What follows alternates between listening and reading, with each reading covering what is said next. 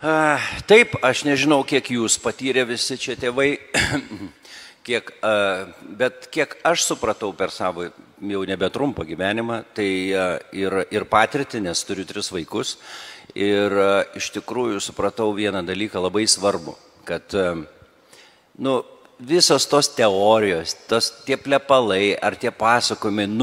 nedaryk taip, tą nedaryk, to nedaryk, šitaip nedaryk, anaip, elkis taip ir taip, daryk tą ir tą, nes kažkaip negražu prieš kitus ar prieš ką. Bet jeigu tu pats taip nesielgi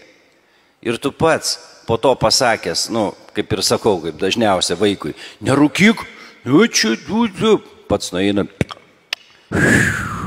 traukia, žinai, tas cigaretės ir, ta prasme, tas vaikas tą mato. Tai jis mato mūsų